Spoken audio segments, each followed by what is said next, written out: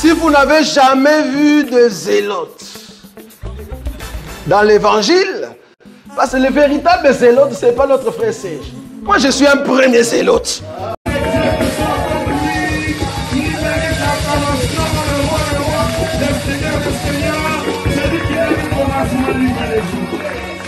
Que la paix de Dieu soit avec vous. Pendant que nous sommes debout, nous allons prendre le livre de 1 Samuel, chapitre 25. 1 Samuel, chapitre 25. Je voudrais donc... vous pouvez commencer à partir du premier verset, quand vous serez à la maison. Mais pour gagner du temps, je prendrai quelques versets au hasard. Je prends le verset 7. Maintenant, j'ai appris que tu as les tondeurs. Or, tes bergers ont été avec nous. Nous ne leur avons fait aucun outrage. Rien ne leur a été enlevé pendant tout le temps qu'ils ont été à Carmel. Je saute. Verset 9. Lorsque les gens de David furent arrivés, ils répétèrent à Nabal toutes ces paroles au nom de David, puis ils se turent. Je vais encore prendre un autre verset. Verset 17. Sache maintenant et vois ce que tu as à faire, car la perte de notre maître et de toute sa maison est résolue. Il est si méchant qu'on ose lui parler. Que le Seigneur bénisse la lecture de la parole. Amen. Beaucoup plus son explication. Amen. Amen. Nous allons donc nous asseoir. Je voudrais demander même à tous les musiciens d'aller vous asseoir. Que Dieu vous bénisse. Amen. Moi, quand vous jouez la musique pendant que je prêche, j'ai l'impression que je vais dormir. Ça me fait tellement du bien. Que la paix de Dieu soit avec vous. Amen. Je voudrais d'abord commencer par remercier l'Éternel, notre Dieu, qui est le créateur des choses visibles et invisibles, lui qui a permis que ces jours soient possibles. Il est écrit dans la Bible que rien ne peut arriver si l'Éternel Dieu ne l'autorise pas. Amen. J'ai saisi également l'occasion pour remercier le pasteur Jérémie qui nous a invités. Et je suis rassuré que vous ne serez pas déçus. Amen. Parce que je vous parlerai aujourd'hui et je viendrai le dimanche prochain pour conclure. Donc j'ai 2 dimanches, je ne suis pas pressé. J'ai tout mon temps, mais je sais que le Seigneur parlera au cœur de quelqu'un ce matin. Amen. Si vous avez lu l'affiche, nous avions indiqué que notre thème c'est la course à la vallée. Amen. Amen. Amen. Il faut retenir ça parce que je ferai la liaison dimanche prochain. Parce que moi j'ai toujours cru que prêcher la parole, c'est l'homme quittera son père et sa mère et s'attachera à sa femme. C'est ça la Bible fait. Au commencement, Dieu créa les cieux et la terre. Ok? C'est ce que la Bible dit. Au commencement, Dieu créa les cieux et la terre. Alors, on vient poser la question à Jésus. Jésus, Moïse nous a dit qu'on peut écrire une lettre pour répudier notre femme. Jésus répond, au commencement, Dieu créa l'homme et la femme. Ah, je me suis posé la question. Qui de Jésus et de Moïse est en train de mentir ici? Parce que Moïse dit qu'au commencement, Dieu créa les cieux et la terre. Jésus dit qu'au commencement, Dieu créa l'homme et la femme. Ah, j'ai compris qu'en réalité, les cieux est un homme, la terre est une femme. Amen. Que Dieu vous bénisse. Amen. Voilà pourquoi il faut relier ciel et terre pour que la prédication soit prêchée. Amen. Donc, aujourd'hui, nous parlons d'Abigail. Sois en paix. Le dimanche prochain, nous parlerons de David et nous ferons la liaison. Je vous prie donc de faire très très attention pendant que nous parlons. Parce que nous croyons que quand Dieu a inspiré une écriture dans la Bible, il y a une pensée de l'éternité. Amen. Donc, la Bible ne peut pas rester une simple histoire qu'on raconte. Non. Il faut qu'il y ait la pensée de l'écriture qui cache la pensée de Dieu. Ce qui fait que quand nous expliquons la Bible, tant que nous n'avons pas encore découvert la pensée de Dieu, nous sommes en train de répéter la Bible. Or, la répétition, tout le monde est capable de faire ça. Amen. Même nos enfants qui ont étudié, qui parlent bien français, ils peuvent répéter la Bible. Dans la parole de Dieu, ce n'est pas aussi question d'un bon français. Tu vois, moi je parle le français très bien. Hein, moi je parle le français, tu vois. Non. La parole de Dieu est un langage. Il faut être capable de comprendre le langage de Dieu. Amen. Que Dieu vous bénisse. Amen. La Bible dit que David était sur le trône. Il a été chassé par son fils. Au nom d'Absalom. Pendant que David est chassé par Absalom, David devient un vagabond. Il ne faut jamais être étonné si ton propre fils devient ton ennemi. Ce n'est pas une chose nouvelle. Est-ce que vous suivez ça? C'est dans la Bible. Il ne faut jamais dire, le fils que j'ai élevé, celui que j'ai moi-même formé, comment il est devenu rebelle. Il n'y a rien de nouveau sur la terre. Amen. Ce qui a été, c'est ce qui sera. Amen. David, l'homme selon le cœur de Dieu. Le véritable roi que Dieu avait choisi. Mais il a été chassé du trône. Parce que vous savez, Dieu a dit par la bouche de Jacob. Quand Jacob bénissait ses enfants, je suis dans Genèse chapitre 49. Il faut me suivre bien parce que nous-mêmes, les exemples que nous prenons dans la Bible. Donc, moi, mes exemples, j'aime prendre dans la Bible. Parce que si je prends des Tata Mosekonzo, ils peuvent s'être trompés. Et votre maman Sakina s'est trompée. Les anciens de Sayo, ils comprennent les Tata Mosekonzo et maman Sakina. Donc, les jours où Jacob est en train de bénir Juda, il dit ceci de Juda. Il dit Juda, le sceptre du commandement ne quittera pas Juda jusqu'à ce que Shiloh vienne. C'est-à-dire que celui qui avait le commandement du peuple, c'est Juda. Est-ce que vous me suivez? Dans la prophétie de Jacob, celui qui doit diriger son peuple, c'est Juda. Amen. C'est pourquoi même quand Israël campait, je suis dans Nombre chapitre 10, quand Israël campait, il campait en quatre blancs.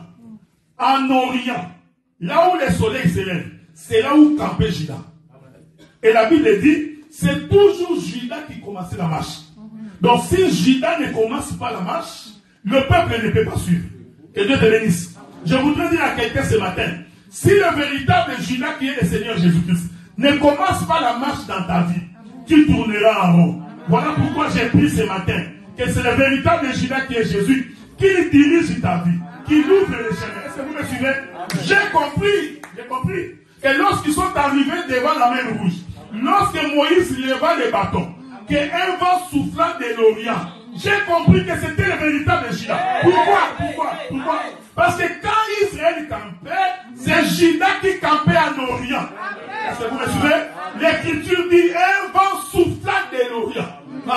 C'était le véritable Juda qui venait ouvrir les chemins. Est-ce que le Dieu de paix ouvre les chemins là où c'était fermé dans ta vie, là où c'était difficile, que le véritable Juda ouvre, là où c'est impossible, que le vent souffle et que les portes s'ouvrent. Que Dieu vous bénisse. Écoutez maintenant. Israël avait oublié la promesse. Ils arrivent dans leur territoire, ils regardent à côté.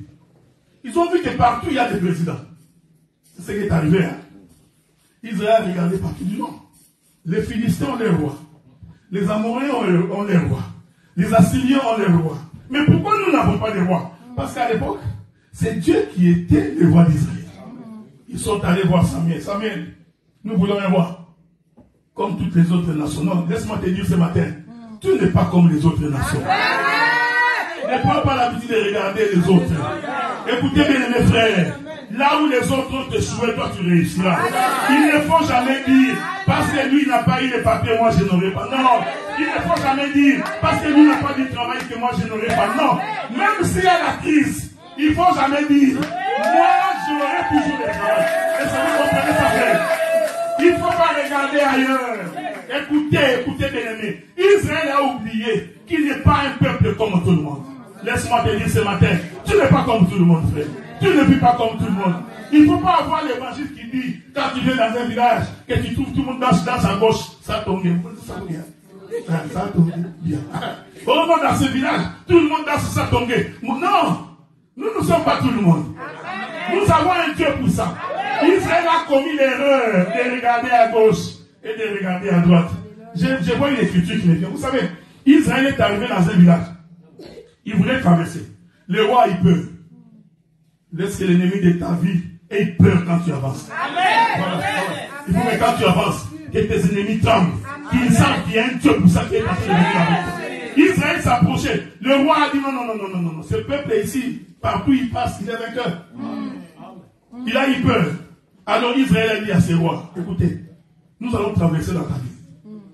Nous n'allons pas nous détourner ni à gauche, ni à droite. Nous passerons. Nous ne boirons pas ton eau. Et nous ne mangerons pas la nourriture de ton pays. Que Dieu te bénisse. Celui qui est focusé sur la vie, il sait où il va. Il ne regarde ni à gauche ni à droite. Israël a commis l'erreur de regarder les autres nations. Ils vont réclamer un roi. Comme c'était un roi que le peuple réclame. Vous savez, quand je prêche, il y a beaucoup de choses qui me viennent. Le ministre de la parole, ce n'est pas quelqu'un que le peuple choisit. Amen. Ne deviens jamais pasteur parce qu'on t'a choisi par le peuple. Tu vas te fatiguer. Amen. Ici, ce n'est pas la démocratie, frère. La démocratie, quand vous sortez dehors, ok?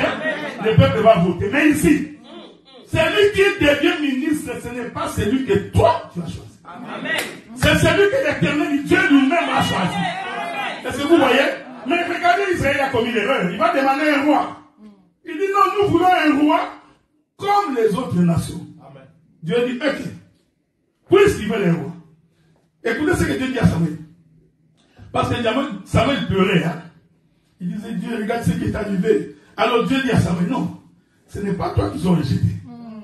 C'est moi qu'ils ont rejeté. Ah, j'ai compris. Donc Dieu était déjà roi en Israël. Est-ce que vous me suivez? Amen. Tu me suis parce qu'il y a beaucoup de choses qui me viennent là. Le simple fait qu'ils aient rejeté Dieu, ils étaient en train d'accomplir l'écriture qui dit, Amen. Il est venu chez les siens l'ont rejeté. Est-ce que vous me suivez? Amen. Maintenant Dieu va leur donner Saoul. Or Saoul était de la tribu de Benjamin. La prophétie disait, le bâton de commandement ne quittera pas Juda. Est-ce que vous voyez? Amen. Le problème de Saoul, ce n'était pas parce qu'il avait sacrifié les veaux ou il a pris les animaux qui sont allés en guerre. Non. Le problème de Saoul, il était de la tribu de Benjamin. Voilà pourquoi Dieu ne l'avait jamais aimé. Vous savez, laissez-moi dire une chose. Dieu ne te donne pas des choses parce que tu fais la pression. Amen. Moi, j'ai trouvé des gens qui sont découragés. Ça, c'est être découragé comme un koulouna. Dieu ne donne pas l'enco. Dieu donne selon que lui il a résolu. Selon sa volonté. Ton problème à toi, c'est de te retrouver dans la volonté de Dieu.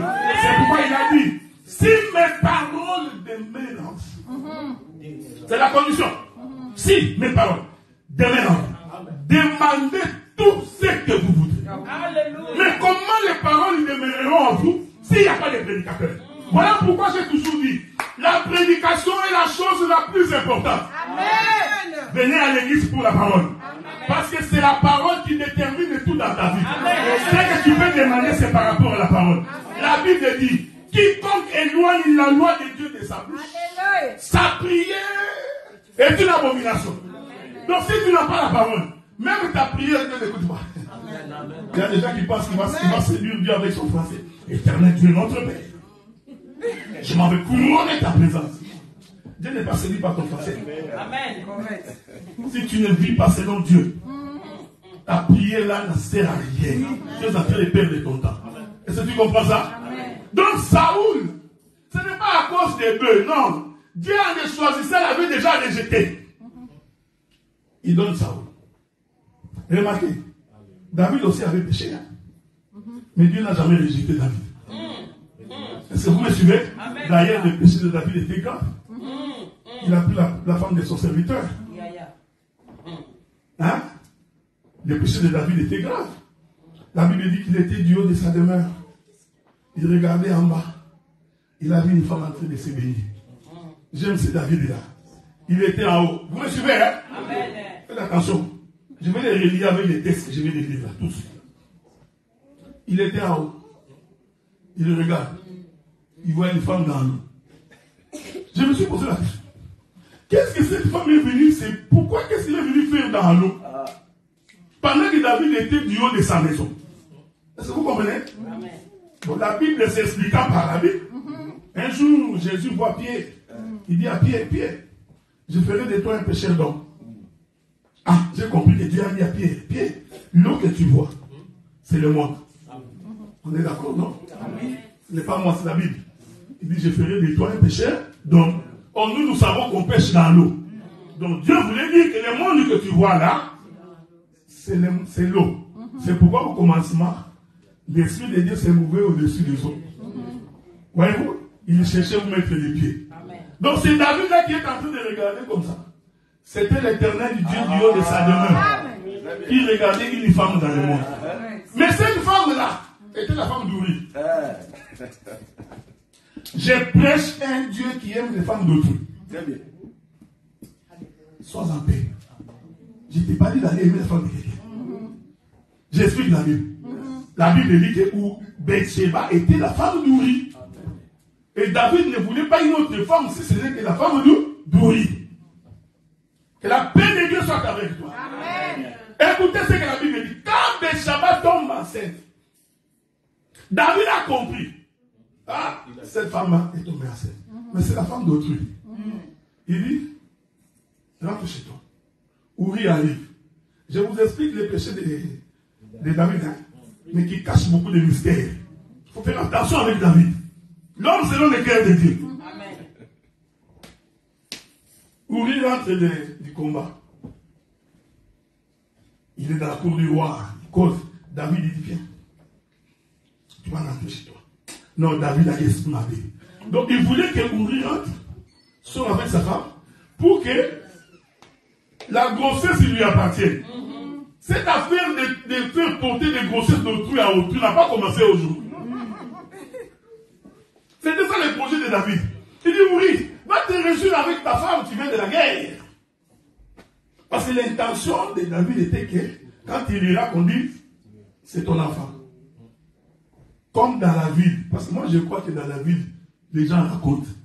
Il y a des gens qui avaient dit à Uri, pendant que tu étais en guerre, ta femme était dans la cour du roi. Est-ce que vous me suivez? Uri, au lieu de partir, il reste. David s'est réveillé le matin.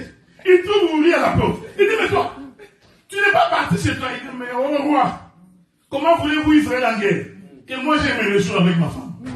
David a compris. Il dit, bon, comme moi j'aime les femmes d'autres, je vais t'aider. David prend un papier. Il écrit. Et la paix de Dieu soit avec vous. Amen. Il écrit à son général d'armée. Il dit, je t'envoie Uri. Quand il va arriver, tu feras en sorte que Uri passe devant. Tu vas retirer tous les soldats. Que la paix du Seigneur soit avec vous, frère. Amen. Amen. Comme ça, dès qu'on va lancer la flèche, Uri va mourir. Parce que le projet de David était que Uri doit mourir pour que lui récupère les champs. Je prie le Seigneur ce matin que ton mari meure pour que Jésus t'épouse. Amen. Le péché qui t'est mis là, c'est lui qui a la domination sur toi. C'est ça le péché qui te conduit. Vous voyez? Le péché a une domination sur toi. C'est ça le mari, c'est ça Uri. Mais Uri doit mourir pour que tu sois délivré. C'est pourquoi Paul dit ceci. Tant que le mari est vivant, la femme ne peut pas prendre un autre mari. Donc il faut que le premier mari meure. Est-ce que vous me suivez? Donc Uri, quand il prenait la lettre du roi roulée, il prend. C'était la lettre de sa propre mort. Il marchait. Est-ce que vous me supportez, hein? Il y a beaucoup de choses qui me viennent à l'esprit, mais je suis en train d'espérer que vous allez supporter ça. Amen. Ok? Amen. Je prie le Seigneur que vous supportiez ce que je dis. Parce qu'en réalité, sur la croix, ce n'est pas Christ qui était mort. C'est Jésus qui était mort. Amen. C'est le corps qui a été crucifié sur la croix. Vous voyez? Mais l'esprit ne peut pas mourir. Amen. Voilà pourquoi sur la croix, Jésus cria, Père, entre tes mains, j'ai remis mon esprit. Amen. Donc, il faut faire très très attention. Les livres des Hébreux disent ceci. Sur la croix, en réalité, c'est l'acte dont les ordonnances nous condamnent. C'est-à-dire, c'est le péché qui a été crucifié. Est-ce que vous me suivez? Amen. Donc, Uri là qui vient avec sa lettre, en réalité, c'est l'image de toute la condamnation. Amen. Il arrive au champ de combat. Joab comprend, le général de l'armée de David. Il dit, il faut que tous les prophètes se retirent. Est-ce que vous me suivez? Ces jours-là ne pouvaient mourir que Uri. Aucun autre combat. David a dit, retirez-moi tous les autres militaires. J'ai compris. Les autres militaires qu'on retire là, ce sont les prophètes. Aucun prophète ne peut mourir pour toi. Jérémie ne mourra pas pour toi. Jean-Baptiste ne mourra pas pour toi. Mukungumile ne peut pas mourir pour toi. Mukuna Dieu. Retirez-moi tous les prophètes. Qui est digne? Ah, j'aime ça. La Bible dit, on cria dans les cieux. Qui est digne d'ouvrir les livres et d'en rompre les sceaux? On regarda dans les cieux, personne. Sur la terre, personne. Sous la terre, personne. Il se retourna, il n'y a que lui. C'est ça Uri. C'est celui-là qui va au combat. Il est le seul qui doit mourir. Calife avait raison. Calife a dit aux sacrificateurs, ne savez-vous pas, pour le salut du peuple, un seul homme doit mourir. Bien-aimés frères, il n'y a que Jésus qui est mort pour toi. Personne d'autre. Cette histoire, c'est comme la parabole du Samaritain. C'est ce que la Bible dit. L'homme a été tabassé, à moitié mort. Un sacrificateur est passé. Oh, le sacrificateur, c'est un prêtre. Est-ce que vous me suivez? J'aime ces choses-là. Ce n'est pas un peuple qui était passé, sacrificateur. C'est lui qu'on dit que c'est le prêtre. Il passe, il dit là, ça, David avait dit à son général, nous devons nous retirer. Il est passé à autre. Les Lévites aussi. Oh, les Lévites aussi étaient prêtres. Lui aussi vient. Il dit, ah, David avait dit, nous, passons outre. Il n'y a que Uri, celle qui doit rester devant. La Bible dit, un Samaritain venait. Ah, j'aime ça, j'ai compris. C'était lui le véritable Seigneur Jésus-Christ. Il venait, lui ne peut pas passer. Amen, amen, amen. Est-ce que vous me suivez? Amen. Donc vous comprenez maintenant que Uri doit mourir pour que nous soyons libres. C'est l'habitude de Dieu. C'est pourquoi je t'ai dit, il prend les femmes d'autrui, mais je ne t'ai pas dit d'aller prendre la femme d'autrui. Un jour, il était également en train de se promener. Les dieux que nous prêchons, il regarde Joseph, il dit, je vais prendre ta femme. C'est dans l'habitude. Il récupère Marie. Marie tombe enceinte.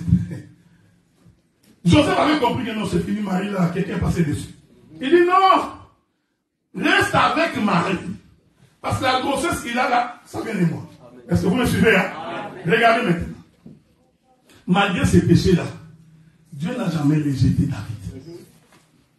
J'ai expliqué ça dans la prophétie. Mais dans la doctrine, ne va pas prendre la femme de ton prochain. Ok? Il faut bien comprendre la Bible. Alors, quelques temps après, David monte sur le trône. Je vais revenir dimanche prochain pour expliquer les combats de Goliath. Parce que c'est ça la course là. David monte au trône. Absalom fait la rébellion. Il chasse David. Pendant que David était chassé, il a eu faim. Est-ce que vous me suivez? Hein? David a eu faim. Alors, il envoie ses serviteurs. Même quand on est un enfant de Dieu, on peut traverser des moments difficiles. Il ne faut pas croire que quand nous venons à Jésus, que tout va être rose. Non. Même quand nous venons à Dieu, Paul a dit, qu'est-ce qui me séparera de l'amour du Seigneur? C'est la disette, la famille, les tribulations. Donc même quand on est enfant de Dieu, il faut savoir qu'il y a des moments où nous allons passer des moments difficiles. Amen. Amen. J'ai expliqué ça très bien dans la course, dans la vallée. Alors, David prend ses soldats, ses jeunes, suivez-moi maintenant attentivement. Il a pris au nombre de 10. Il dit, vous 10, allez voir Nabal. Dites-lui de me donner à manger. Si vous lisez les textes, David confirme que c'est parce que j'ai fait du bien à Nabal. Quand moi j'étais au pouvoir, les serviteurs de Nabal n'ont pas eu de difficultés. Que Dieu te bénisse. Amen. Il ne faut jamais oublier un bienfait. Amen. Jamais. Quelqu'un qui t'a fait du bien, même si il te cause du tort plus tard, n'oublie pas un bienfait. Amen. Voilà pourquoi David a d'abord rappelé à Nabal, lui rappeler que souviens-toi que tes serviteurs n'ont pas eu de difficultés quand nous étions à Carmel en train de tomber. Bien-aimés frères, n'oublie pas les bienfaits de l'Éternel. N'aie jamais oublié ce que Dieu t'a fait. Des fois nous oublions.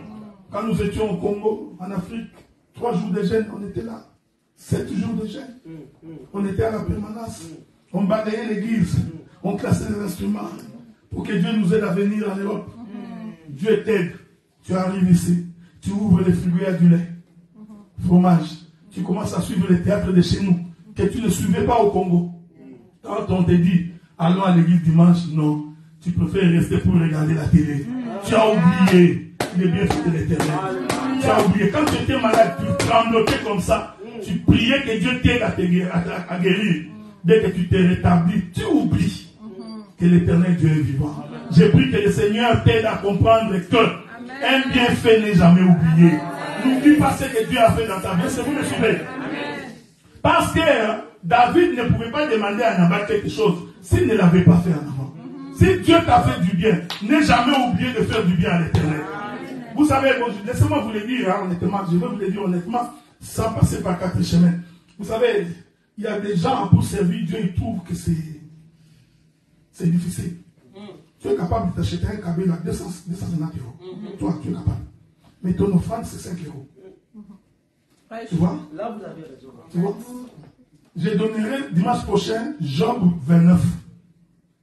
Nous allons lire cette écriture. Allez lire quand vous rentrez, lisez Job 29. Vous allez voir que Job a démontré que chaque fois qu'il donnait, il prenait l'autorité sur les gens qui donnent. Amen. Je vais te dire une chose, celui qui donne a toujours l'autorité sur celui qui reçoit. C'est pourquoi la Bible dit, la main qui donne, c'est toujours celle-là qui aura de l'ascendance sur. Regardez, prenez l'expérience. Si je te donne 1000 € aujourd'hui, demain 1000 €, même quand je pêche, tu auras des difficultés pour me parler. Parce que les 1000 € sur tes yeux vont t'empêcher d'avoir un bon jugement. C'est pourquoi tu verras même dans la famille, le petit frère qui est moins âgé que toi, comme on lui donne, quand il y a des réunions, c'est lui qu'on va écouter. On peut faire la réunion, non, l'oncle est malade, il faut donner l'argent, toi tu vas venir là, je suis l'aîné. Moi je suis l'aîné. C'est pourquoi moi je suis contre l'esprit de pauvreté. Hein. Amen. Amen. D'ailleurs, je suis contre les pauvres. Les pauvres, un pauvre frère, il n'héritera pas le royaume des cieux. La Bible dit, ce sont les pauvres en esprit qui hériteront le royaume des cieux. Un pauvre, ta voix n'est pas considérée. La Bible dit que la sagesse du pauvre est méprisée. Même si tu es intelligent, comme tu es pauvre. Voilà pourquoi j'ai pris ce matin que Dieu te bénisse, frère. Que tu prospères, que tu aies de l'argent. Ta voix va être considérée. C'est vous me suivez, hein? Alors, David envoie 10 personnes. Souffrez avec moi, parce que je vais monter, je vais descendre. Je vais monter, je vais descendre. Parce que dans l'arche de Noé, après les déluges, Noé dit au corbeau, va voir si l'eau est finie. La Bible dit, le corbeau s'en allait et revenait. Il s'en allait et revenait. La prédication, nous montons au ciel, nous descendons en bas. Nous montons, nous descendons. On est d'accord, non? Amen. Le ciel et la terre. J'étais sur la terre, je vous ai démontré la reconnaissance quand Dieu t'a fait du bien. Maintenant, je vais monter. Pourquoi David a choisi 10 personnes? Il envoie chez Nabal 10 jeunes gens. Que Dieu te bénisse. Amen. Ce n'est pas gratuit. Parce que le jour où l'Éternel voulut donner les 10 commandements aux enfants d'Israël, il ne leur donna pas plus de 10. Il prit 10 commandements, il les donna aux enfants d'Israël. Donc le chiffre 10 représente l'alliance que Dieu a faite avec Israël. Amen. On est d'accord? Je vais prendre un autre exemple. Le jour où on vendait Joseph, les gens qui ont vendu Joseph, c'était les 10 fils de Jacob, excepté Benjamin. Parce que Benjamin n'était pas là. On est d'accord, non? Amen. Donc les 10 là qui ont vendu Joseph représentent la maison d'Israël. C'est Israël qui a vendu Jésus. Est-ce qu'on est d'accord? Le jour où Jésus mourait, Pilate pose la question, mais pourquoi vous voulez qu'il meure? Ils disent que selon notre loi, nous Israël, cet homme doit mourir. Le chiffre 10 représente les chiffres de la loi, représente l'alliance de Dieu avec Israël. Que la paix de Dieu soit avec vous. Oh, l'alliance d'Israël avec Dieu n'a pas sauvé. Amen. C'est Hébreu qui dit, si la première alliance était parfaite, il n'aurait pas fallu qu'il y ait une deuxième alliance. Donc j'ai compris que le sacerdoce de Moïse, résumé dans les chiffres 10, ne peut pas sauver. Amen. Voilà pourquoi Nabal n'a pas accepté. Est-ce que vous me souvenez? Je suis en haut. Ici, Nabal représente la maison d'Israël qui refuse d'écouter la voix de David. C'est pourquoi David envoya 10 hommes pour représenter le chiffre 10, qui est la loi. Oh, la loi ne sauve pas. Paul dit, c'est par la loi que j'ai connu le péché. Est-ce que vous comprenez ça? J'ai toujours aimé la femme de Nabal, Abigail. Parce que Dieu a donné un don aux femmes. Pour vous qui êtes mariés, il y a un don que Dieu a donné aux femmes, c'est toujours d'écouter derrière la porte. Ils ont l'habitude. Quand tu es au salon en train de causer, toi tu penses qu'elle prépare, elle ne prépare pas. Elle est de... Hein? Ah, ça il a dit quoi? Donc la femme a toujours, ce n'est pas moi frère, c'est la Bible. Sarah a écouté Dieu parler avec Abraham derrière la porte. Les jours où Isaac appelle Esaü pour le bénir, Rebecca derrière la porte, écoutez. Que Dieu te bénisse. Faites attention à faire. Parce qu'écouter derrière la porte, il faut faire attention, ce n'est pas la femme physique que tu vois ici, j'aime ça. C'est-à-dire que quand le père parle, la femme qui est derrière la porte est en train d'écouter. Oh, la Bible dit, Jésus dit, je suis la porte de la bergerie. Donc celui qui est derrière la porte, c'est le ministre de la parole. Est-ce que vous me suivez, hein? Je vais le dire autrement, C'est pourquoi moi je crois que quand tu n'es pas ministre de la parole, tu ne peux pas comprendre le mystère de l'évangile. Amen. Parce que quand le Père parle, il n'y a que celui qui est derrière la porte, qui a la capacité de comprendre le langage du Père. Amen. Quand il dit A, toi tu entends A, le Père lui. Non, celui qui est derrière la porte, lui il a entendu que c'est B. Est-ce que vous me suivez? Amen. Quand Nabal était en train de chasser les serviteurs de David, Abigail derrière la porte, il écoutait. Faites attention avec Abigail. Faites très attention. Parce que je vais prendre Abigail dans le Kalingue, dans tout le milieu, puis dans Chine, dans vous vous souvenez, hein? Celui qui est derrière la porte, c'est celui qui a la capacité d'interpréter le langage du pays. C'est pourquoi, souvenez-vous, quand Isaac dit à Esaü, va me préparer un gibier, je vais manger, je vais te bénir. J'étais en train de me poser la question, mais pourquoi Isaac n'a pas demandé que sa femme prépare? Et moi je crois que c'est quand même étonnant qu'un fils soit en train de préparer pour son père. Si moi je suis la femme, j'allais me fâcher. Je lui dis, Isaac, qu'est-ce qu'il y a? Tu me laisses moi ta femme, ce n'est pas comme les femmes d'aujourd'hui. Hein? Les femmes d'aujourd'hui. Maman, foufou. Jessica, va préparer le foufou. Maman, foufou. Bernadette, la mère va prendre le foufou. Non. Que Dieu vous bénisse. Amen. Donc Isaac, Rebecca pouvait dire, mais pourquoi tu envoies? Non, Rebecca avait compris. Quand Esaü est sorti, Rebecca a interprété le langage du Père. Amen. Il dit non, le Père, il ne demandait pas un animal de la forêt. Voilà. Il demandait un animal domestique. Et la paix de Dieu soit avec vous. C'est pourquoi Jean-Baptiste, quand il regarde Jésus, il dit voici l'agneau de Dieu qui ôte le péché du monde. C'est un animal domestique. J'avais dit à un frère, les carnivores ne montent jamais du haut de la chair. Lisez votre vie. Les animaux de sacrifice. Un carnivore n'a jamais été sacrifié. Tu ne peux pas sacrifier un lion. Est-ce que vous me suivez? Quand vous lisez les animaux de sacrifice, il est merveilleux. Les animaux à sacrifier ne doivent être que des herbivores. Tu ne peux pas sacrifier un carnivore. Parce qu'au commencement, la nourriture de l'homme était de l'herbe. L'homme a commencé à manger la viande après le péché. Mais avant le péché, l'homme ne mangeait pas la viande. Amen. Il était herbivore. Est-ce que vous me suivez? Amen. Même les animaux mangeaient l'herbe. Je vais te scandaliser. Avant le péché, les lions étaient herbivores. Les chiens, herbivores. Le léopard, herbivore. C'est ce que la Bible dit. Tous les animaux mangeaient de l'herbe avant le péché. C'est pourquoi dans l'arche de Noé, quand ils sont entrés, tout le monde est redevenu herbivore. Amen. Même les lions. Amen. C'est pourquoi tu verras dans l'arche, les boucs pouvaient passer à côté des lions. Oui.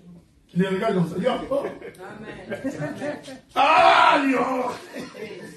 Amen. Et Dieu vous bénisse. Amen. Parce que les boucs savaient que ici, les lions là, ils mangent l'herbe comme moi. Ils ne peuvent pas me manger. C'est pourquoi nous disons, frère, quand on est frère dans l'église, tu ne peux pas manger ton frère. Tu ne peux pas le critiquer. Tu ne peux pas escroquer ton frère. Dehors, dehors. Les boucs allaient fuir. Dehors. C'est pourquoi quand tu attends quelqu'un, frère, yo. Il n'est pas encore entré. Amen. Azakaka. Amen. Frère, vous ne me connaissez pas. Tu n'as pas demandé de mes nouvelles. Un païen, pas converti. Mais dans l'âge, tout le monde devient un bureau. On est d'accord, hein? Maintenant, regardez. Ah, Rebecca, écoutez. J'explique que c'est Rebecca qui écoute là. En réalité, c'est Abigail. Parce qu'Abigail aussi a écouté cette discussion. On lui a rapporté, voici ce qui est arrivé. Est-ce qu'on est d'accord? Je vais descendre. Abigail est sortie de justesse par derrière. La Bible dit qu'il est sorti par derrière pendant que son mari était en train de faire un festin. Il lui prit de la nourriture et il va à la rencontre de David. Parce que dès que David a appris que Nabal a refusé sa demande, David dit, saignez vos épées, aujourd'hui, nous allons exterminer toute la maison de Nabal. Écoute-moi, frère. Une bêtise qu'un père peut faire peut avoir des conséquences sur toute la famille. L'acte de Nabal allait entraîner la mort de tout le monde dans sa maison. Est-ce que vous me suivez? C'est pourquoi quand on est parent, apprenez à poser des bons actes. Vous posez des mauvais actes, il y aura des répercussions sur vos enfants. Tu es en conflit avec un frère, tes enfants vont payer. Des fois, nous ne nous rendons pas compte. Je suis en conflit avec toi, je ne sais pas, j'insulte. Mais nous avons nos enfants. Vous ne savez pas dans 10 ans, 15 ans, qu'est-ce qui va arriver. Donc, il faut apprendre à poser des bons actes. Parce que c'est comme quelque chose que vous stockez pour vos enfants. Mais quand vous posez des mauvais actes, il y a des répercussions même sur vos enfants. C'est pourquoi il y a beaucoup de gens aujourd'hui qui sont liés dans les péchés, dans les liens de famille. Ce n'est pas eux qui ont péché, c'est les parents. Les parents sont allés entrer dans une maison de marabout. Il a scellé toute la progéniture dans son acte. L'acte de Nabal allait occasionner sa mort. Gloire soit rendue à Dieu. Abigail était là. Est-ce que vous me suivez? Je voudrais dire ceci. C'est David là qui est en train de venir avec l'armée. C'était Dieu dans toute sa colère. Qui venait tout exterminer. Est-ce que vous me voyez? Dieu, quand il est en colère, il ne pardonne pas. Pourquoi? Parce que c'est les lions. Les lions, quand ils marchent, il va dévorer tout ce qui est devant lui. Que la paix de Dieu soit avec vous. C'est pourquoi quand on dit à Jean, détourne-toi, regarde, les lions de la tribu de Juda. La Bible dit que quand Jean se retourna, il ne vit pas les lions. Jean vit l'agneau. Est-ce que vous me suivez? Parce qu'il ne peut monter sur l'autel que l'agneau. Donc c'est David là qui vient. C'est Dieu dans toute sa colère. Quand tu as péché, quand tu agis mal, sache que Dieu est en colère. Même si tu ne le vois pas, en réalité, spirituellement, il est en train de venir. Est-ce que vous me suivez, hein? Chaque fois que tu te détournes de la voie de l'Éternel. Parce que vous savez, nous avons pris l'habitude, quand on est dans les pays occidentaux, de ne pas vous prêcher l'abandon du péché. Non, la Bible dit, la crainte de Dieu, le commencement de la sagesse, c'est d'abord la crainte de Dieu. Amen. Donc quand on est chrétien, on doit faire un effort pour vivre en s'abstenant du péché. Amen. Est-ce que vous me suivez? Amen. C'est ça la condition. Deutéronome chapitre 29. Dieu a dit à Israël, si tu obéis à ma voix, si tu suis toutes mes prescriptions, voici les bénédictions qui te suivront. Je voudrais dire à quelqu'un aujourd'hui, ce n'est pas parce qu'un prophète te dit que soyez béni que tu seras béni. Recevez. Non, on ne reçoit pas comme ça. Papa, je reçois. Papa, je reçois. Si tu n'obéis pas à la voix de Dieu, tu ne reçois rien. Arrêtez d'être fanatique des gens, frère. Est-ce que vous me suivez? Non, papa, je reçois. Toi, tu vis dans les péchés. Tu veux recevoir. Non. Ça, ce n'est pas le Dieu que je prêche.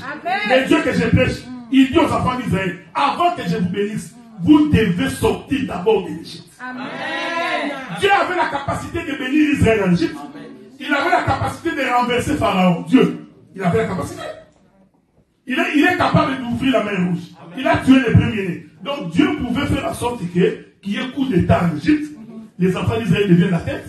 L'Égypte la tête. Non, Dieu n'est pas comme ça. Le problème de Dieu, c'est qu'ils doivent d'abord sortir de l'Égypte. Or, l'Égypte ici, c'est le monde. Est-ce que vous me suivez?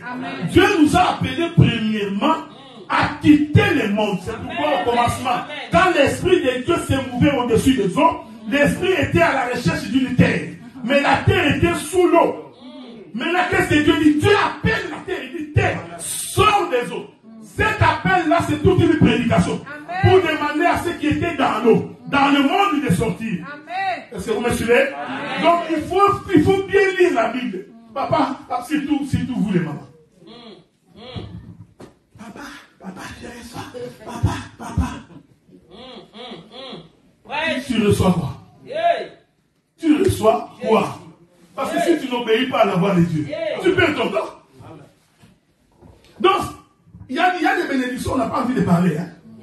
Il suffit seulement que tu obéisses. La bénédiction te suit. Amen. Et l'écriture continue. Voici les malédictions qui te suivront si tu n'obéis pas. Donc il y a déjà que Dieu lui-même a maudit. Dieu t'a maudit. Ce n'est pas le diable. Laissez le diable tranquille. Dieu, tant que tu n'obéis pas à la voix de Dieu, tu es maudit. Donc pour que tu enlèves ta malédiction, rentre sur le chemin de Dieu. Est-ce que vous me suivez? Des fois, il faut laisser le diable tranquille, frère. Il faut éviter de faire beaucoup la promotion du diable. D'ailleurs, lui-même, le diable, il cause avec Dieu. Le diable se promène. Dieu dit, oh, mon cher, tu viens d'où? Je me promenais. Dieu dit, j'aime quand tu te promènes. Est-ce que tu as vu mon serviteur Job? Pendant que toi, tu chasses les démons. Je ne refuse pas que tu chasses les démons. Faites attention. Hein? Il faut savoir la cible. Le diable, c'est pourquoi vous savez, nous, quand nous sommes en difficulté, nous ne regardons pas les diables. Amen. Nous regardons Dieu. Amen. Nous posons la question à Dieu, qu'est-ce qui nous est arrivé? Amen. Est-ce que vous me suivez? Est-ce que je me suis détourné de tes voies éternelles? Le diable, il n'est pas dans mes calculs. Non, je perds mon temps. Je sais que Dieu est le maître de tous les esprits. S'il a l'avantage sur moi, c'est que Dieu a donné l'occasion. Donc je vais rentrer chez celui-là pour qu'il mette. Est-ce que vous comprenez ce que je dis? Des fois, il faut savoir comment tu pries. Parce qu'il y a des choses qui t'arrivent tout simplement parce que tu t'es détourné.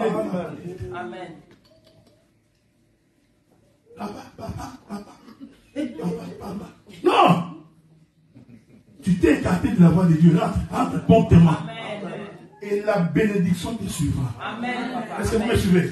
Quand la Bible dit qu'il faut offrir à l'Éternel et Dieu te bénira, c'est simple. Je n'ai pas besoin de prier des fois que Dieu te donne des finances. Non. Donne et Dieu te bénira. Amen. Et je vais donner une illustration de la Bible parce que des fois vous ne comprenez pas. Frère, celui qui ne donne pas ne peut pas être béni. Amen. Bon, puisque tu es têtu, tu penses que je te le dis pour que tu me donnes l'argent. Non. Oubliez d'abord, je ne suis pas venu ici pour l'argent. D'ailleurs, parce que tu ne m'as pas acheté le billet d'avion, non? Non. Donc j'ai quitté le Canada jusqu'ici avec mon épouse. Ça m'a coûté beaucoup d'argent. Je ne pense pas que je suis venu pour l'argent. Mais la vérité, je dois vous le dire. Amen. Vous savez, si vous voulez manger plusieurs mangues, il faut jeter une mangue par terre. Amen. Le principe est simple. Si une mangue ne tombe pas à terre, tu ne mangeras pas. Donc il faut d'abord que tu acceptes de donner à la terre. Est-ce que vous me suivez? Amen. Tu attends être prospère, mais il y a un acte que tu dois poser. Donc tu dois accepter de jeter. C'est pourquoi Ecclésiaste dit, jette ton pain sur la mer. Tu le reprendras. Or, naturellement, quand on jette les pains, l'eau entre dans les pains. Les poissons vont manger. Comment tu vas récupérer les pains? J'ai compris qu'un jour, dans Jean chapitre 6, Jésus dit, je suis le véritable pain descendu du ciel. Mais le pain doit être jeté sur la mer. Or, la mer, je vous avais dit, c'est le monde. Donc, Dieu devait donner son fils. Dieu a tant aimé le monde qu'il a donné son fils. Faites attention, c'est un pain qu'on jette dans la mer. Est-ce que vous me suivez? Maintenant, quand le pain est jeté, le pain descend dans le séjour de l'eau. Comme un grain il descend. Toi, tu penses que c'est fini. Non. Quand on donne à Dieu, ça ne finit pas. On peut regarder comme ça, le gré est parti. Il va même mourir. Il y a encore frère. On regarde des hommes, tu as l'impression que tu as perdu. Non. À l'intérieur du grain, il y a un mouvement qui se passe. Que la paix de Dieu soit là. Laissez-moi dire une chose. C'est-à-dire que quand on est dans les séjours de mort, l'Éternel est en train de faire un miracle. C'est pourquoi ce jour-là, il arrive dans les tombeaux de Lazare. On lui dit, il est mort. Ça fait 4 jours. Il est en décomposition. Amen. Est-ce que vous me suivez? Amen. Quand un corps est en décomposition, tu ne peux plus les remettre ensemble. Amen. Ézéchiel a vu ça. Dieu pose la question à Ézéchiel. Ézéchiel, crois-tu que ces os ici vont reprendre de la chair? Dieu parlait de Lazare. Quand Dieu disait à Ézéchiel, tu as vu les os, oui? Crois-tu que les os vont reprendre de la chair? Je te dis que quand Dieu parlait là, Dieu voyait Lazare. Amen. Ézéchiel dit, Dieu, il n'y a que toi qui sais. Est-ce que vous me suivez? Amen. On dit à Jésus, Lazare est mort. C'est fini. On ne voit pas, ça fait 4 jours. Il est en décomposition. J'aime Jésus là. Là où il n'y a pas la vie, Dieu est capable de donner la vie. Amen. Là où les gens ont désespéré, Dieu est capable de créer un événement. Qu'est-ce que Jésus fait? Il pleure. Il y a des gens qui ont dit, oh Jésus a pleuré parce qu'il aimait beaucoup Lazare. C'est comme ça que tu vas dans d'autres églises, nous avons créé le département des femmes pleureuses. Bon, ok, c'est bien. Mais là, les femmes pleureuses, pleurez.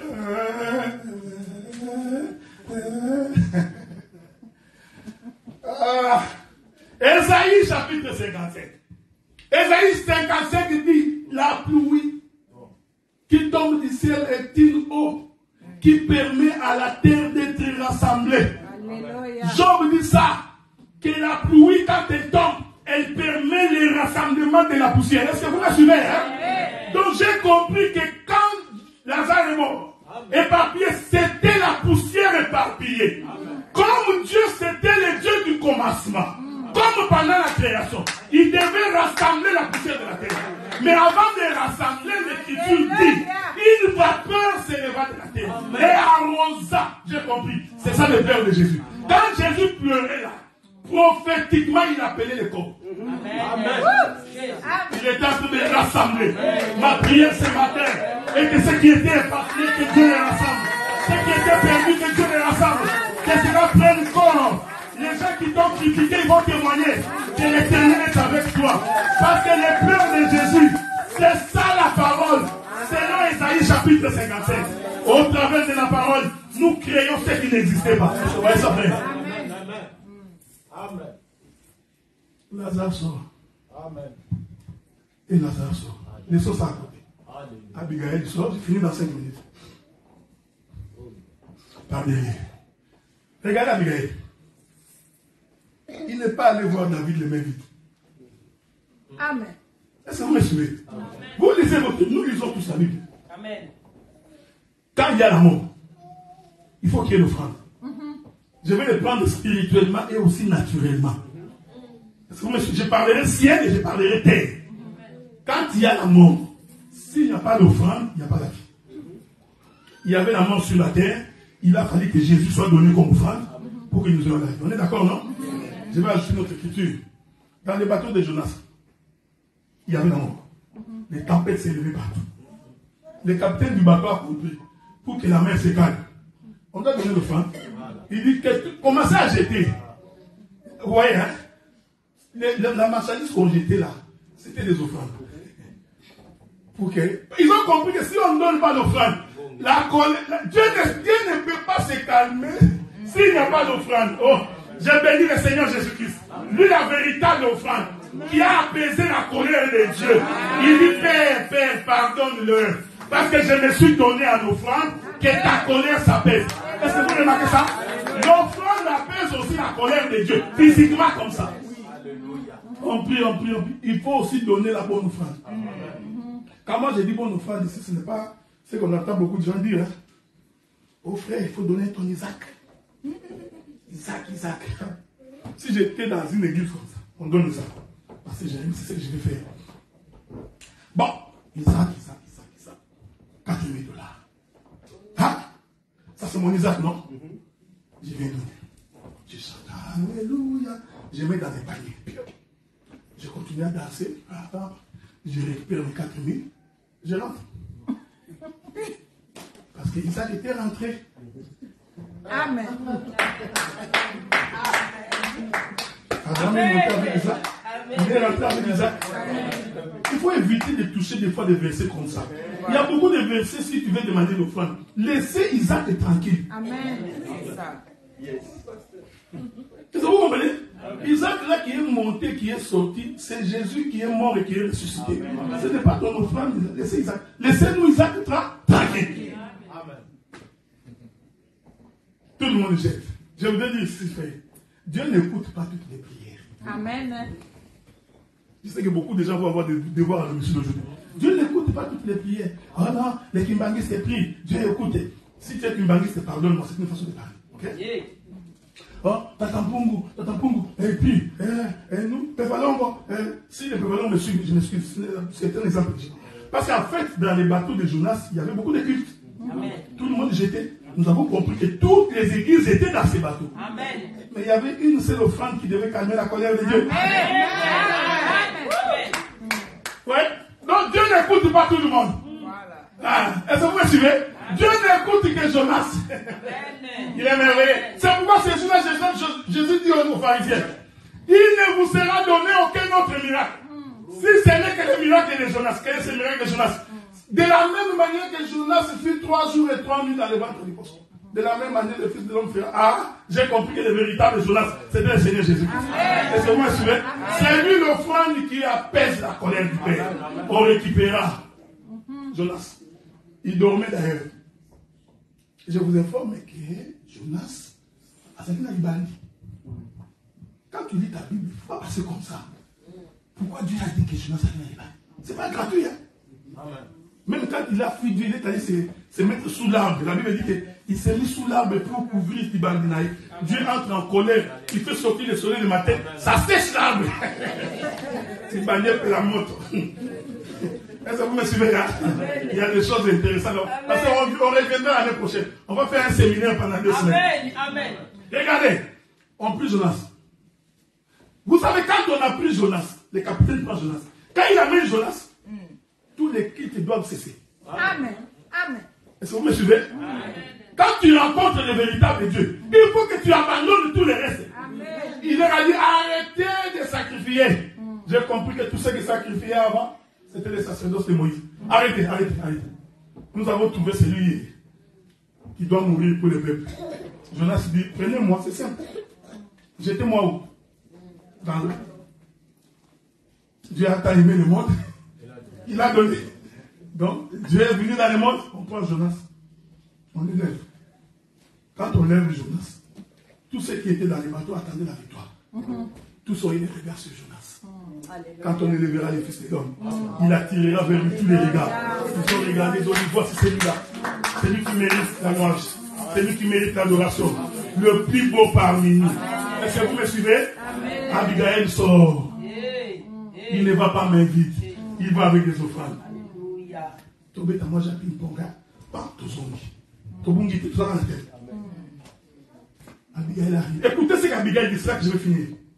Dès qu'il croise David, il s'humilie. Je voudrais que tu fasses très attention parce que je vais colorer Abigail. Je vais le colorer tout de suite. Abigail s'humilie. Est-ce que vous me suivez? Quand il s'humilie, il présente l'offrande. En présentant l'offrande, il dit à David, mon mari est un méchant. Il confirme que je suis venu vers toi pour les péchés du méchant. Est-ce que vous me suivez? Je veux que tu me suives bien, suis-moi attentivement. Donc Abigail expliquait que David, si je viens devant toi, ce n'est pas pour moi. C'est pour ces méchants de Nabal que j'ai laissé à la maison. J'ai compris que les méchants de Nabal, c'était nous. Amen. Nous qui étions dans le péché. Mais il a fallu que quelqu'un intercède à notre faveur. Abigail ici, c'est le Seigneur Jésus-Christ. C'est lui qui intercède à notre faveur. C'est pourquoi la Bible dit, sachez que vous savez auprès du Père. Jésus-Christ le juste qui intercède pour vous. Il dit non, fais rentrer ton épée dans le fourreau, que ta colère s'apaise. Ne tue pas cet homme. C'est un méchant comme son nom l'indique. Est-ce que vous me suivez? J'ai compris. L'offrande a sauvé la balle. L'offrande a fait que Abigail soit acceptée. L'offrande de Jésus a fait que nous sommes ici. C'est l'offrande de Jésus qui nous a réunis aussi nombreux. C'est pourquoi ce jour-là, quand Jésus tomba comme un grain, c'est là que je vais finir. La Bible dit qu'un jour les Grecs sont venus voir Jésus. On est d'accord? Or les Grecs, ce sont des étrangers. Ils ne sont pas juifs. Ils sont venus voir les disciples. Ils disent, nous voulons voir Jésus. On informa Jésus. Jésus, les Grecs veulent te voir. Et Dieu vous bénisse. Amen. Jésus, au lieu de répondre à la question, il commence à leur donner le cours d'agronomie. Les gens veulent te voir. Qu'est-ce que l'agronomie vient faire ici? Jésus lui répond, écoutez ce qu'il dit. Quand un grain tombe à terre, non, quand un grain ne tombe pas à terre, il demeure seul. Là, les gens attendaient que les Grecs veulent te voir.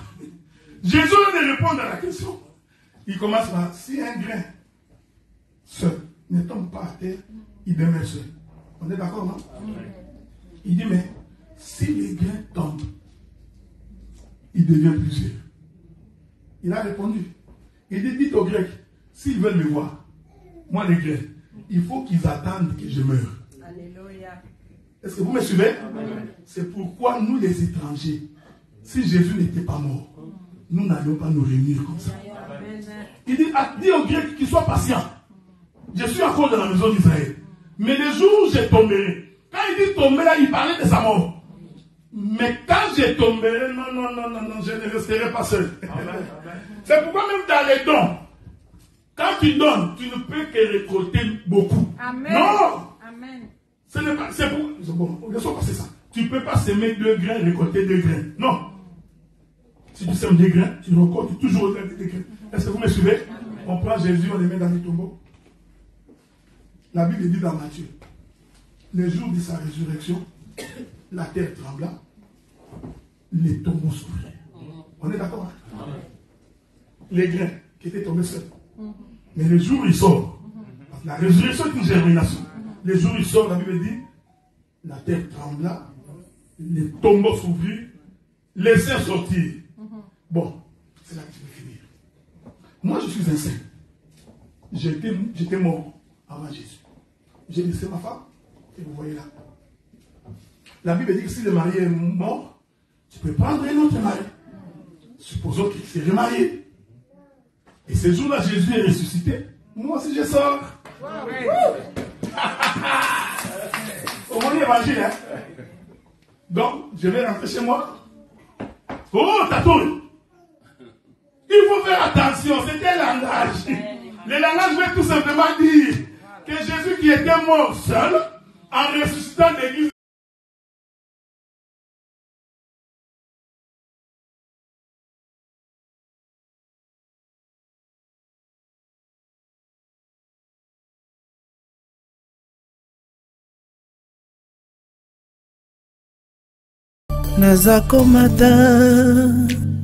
Nazakomata ngai